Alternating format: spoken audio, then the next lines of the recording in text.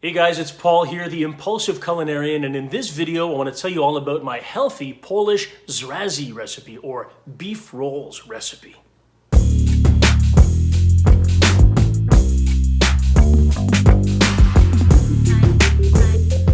So this Polish recipe was so intriguing to me when I first found it online and I was researching it and like, what is this about? This is an actual recipe? People do this? And sure enough, I'm like, wow. That's crazy. I have to try it. And it's usually the crazy recipes that get my attention. The crazier, the better. And so one thing that I ended up discovering was that there's a couple of types of meat that you want to avoid. So you don't want to use that typical sandwich meat or that cheap, sort of flat steak. That won't cut it here because it's going to be stewed in a big, Dutch oven for a long time. And those kinds of meat, the cheap cuts, unfortunately, they come out tough. They really do. And so it's worth getting yourself some Sirloin Center Cut or Boston roast. That's the kind of meat that I found works out perfectly in this recipe. So guys, check out the craziness. It's about to begin. So definitely one of the more unique recipes that you'll come across in Polish cuisine. And it starts off with 2 pounds of top sirloin center cut or Boston roast. This is essentially sirloin steak. 6 to 8 slices of deli smoked ham or smoked turkey, whichever you prefer. Couple of tablespoons of coconut oil, 2 tablespoons of Dijon mustard, and 1 large kosher dill pickle, around 4 ounces or so, julienned. Couple of shallots peeled and finely chopped, 1 yellow onion peeled and roughly chopped, that's for the sauce, along with a ½ pound of mushrooms cleaned and roughly chopped. Get yourself 1/3 cup of white wine and a cup of beef broth, and you are off to the Polish races. So let's get ourselves going here on a batch of healthy Polish Zrazy. So the first order of business is to slice up this roast into evenly sized slices. So if you're not comfortable doing this with a very sharp filleting knife, guys, ask your butcher to do it. You need 6 thin slices of beef that you can tenderize and pound into even flatter pieces, okay? So make sure that you're confident, otherwise ask your butcher to do it. Get yourself 2 large baking sheets lined with parchment paper and a hammer, a tenderizing mallet. So this meat mallet on the flat side is what you're going to use to flatten out these beautiful slices of Boston roast top sirloin cut. Okay, so get those on your parchment paper. You got 6 of them. And if you've got little rough edges at one end, don't worry, they're going to be rolled up as long as one side of your slice is intact to finish the roll. So season these with some fine sea salt and some freshly ground black pepper to your liking, whatever you feel comfortable with. And once they're nice and seasoned, then it's time to put your slices of either smoked ham or smoked turkey, whichever you prefer, down on every one of those pieces of beef. And then, of course, slather them with equal portions of that Dijon mustard. Next, you want to get your julienned dill pickle, which you're going to divide into 6 equal parts and then put them at the base of the piece. Sprinkle your finely chopped shallots on each of the pieces as well, and then start making a tight roll with the beef. Just roll those up, and voila, you've got yourself one of 6 of these beautiful rolls.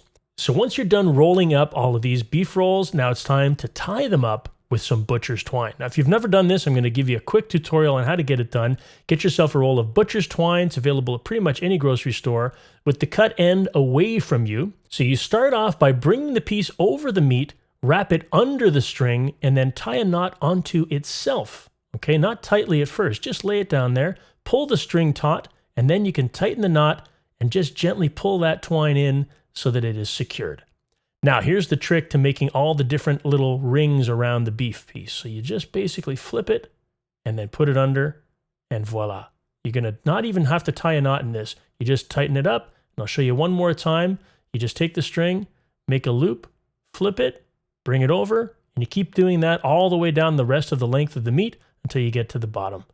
Once you're done, you can also do the same technique to wrap the ends. You make one more loop and wrap each ends in case your julienned dill pickles are sticking out on either end, so you can wrap those up. Now, finally, you're at the business of cutting that piece of butcher's twine after you've made everything nice and taut, and then you get the last end, which you can bring underneath the last string that you put and make one last knot, tighten it up, boom, cut off the ends, and you got yourself a nice pro-looking butcher's twine wrapped piece of meat. So do that 6 more times.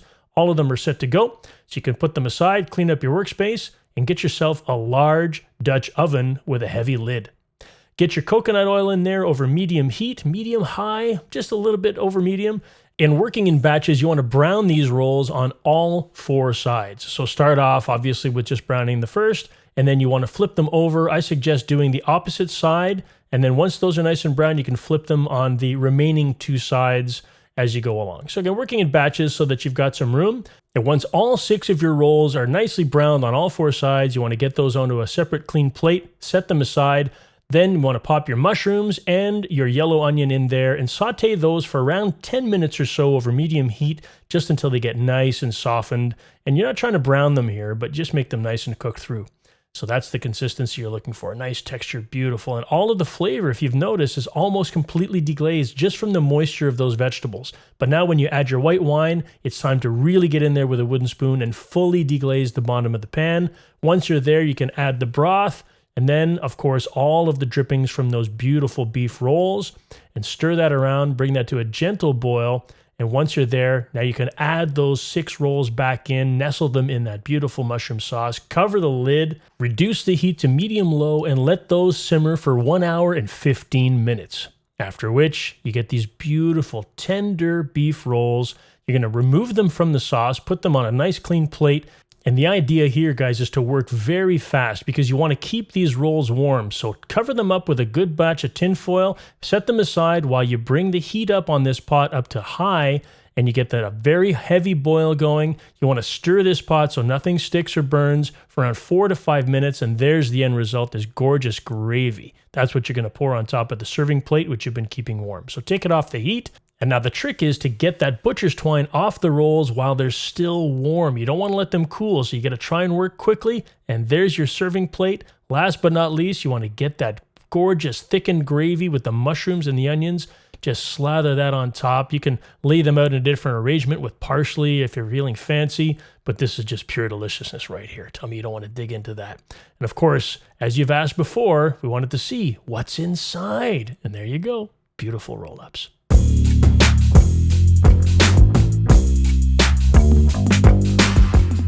Hey guys, thanks for watching the video. I hope you enjoyed it, and if you did, be sure to hit that like button, subscribe to the channel. 3 great videos coming out every single week here on IC. One based on international cuisine, the second one based on allergen-friendly cooking, and a third one based on healthy recipes, because we should all be living our best life possible. Be sure to check out my weekly podcast every Monday morning. You can find me on Apple Podcasts, as well as all of the other podcast networks. Just search for Impulsive Culinarian. Guys, my name is Paul. I'll catch you in the next video.